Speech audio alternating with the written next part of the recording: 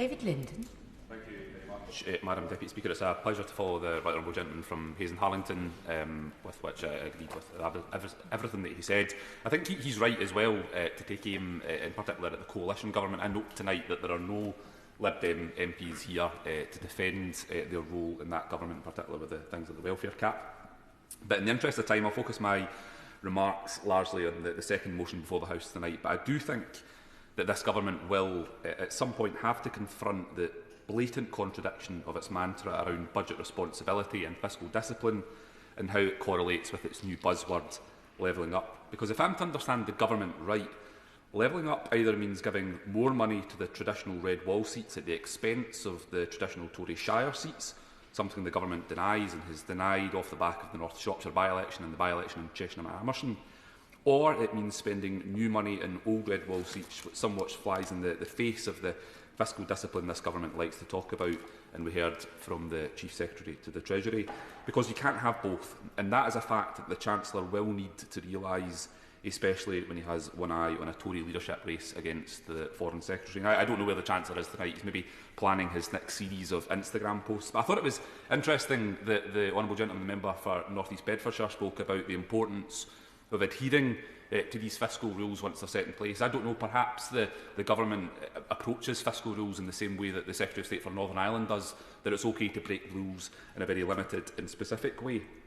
But I rise tonight to primarily indicate my opposition to the principle of the welfare cap, and will also vote against that motion tonight. But as well as the welfare cap, we are being asked this evening to vote on a charter for budget responsibility. But I'd like to see the government bring forward a charter for societal responsibility, because it's clear that the contract between Whitehall and the most vulnerable people in my constituency has been eroded to the point of breaking down entirely. And yes, there has been limited devolution of social security powers to the Scottish Parliament, which excites me and gives me hope for the future, not least because we can implement social security policies that are underpinned with dignity, human rights and respect. But the inescapable and constitutional reality is that 85% of welfare expenditure and income replacement benefits remains the responsibility of this institution and the British Government. However, as constituency MPs, we know that an arbitrary cap on welfare is neither useful nor is it adequate, as has been demonstrated by previous breaches of the cap.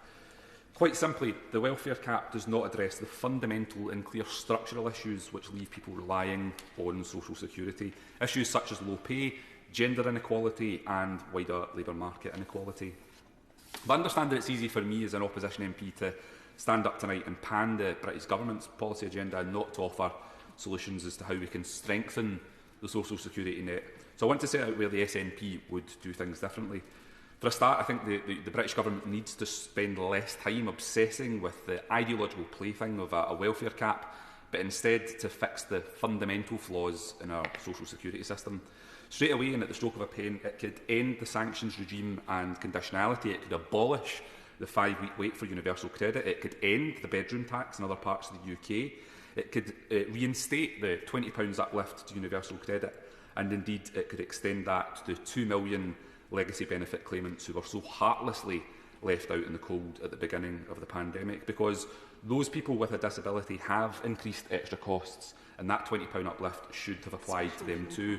And so when the Chief Secretary to the Treasury in his speech earlier on was talking about putting the arms around people during the pandemic, I would remind him that a lot of people, those 2 million legacy benefit claimants, certainly did not feel the embrace of the government's hug then. But before I draw my remarks to a close, I want to focus specifically on the role of devolved governments when it comes to social security provision. In particular, I want to offer some thoughts in a Scottish context.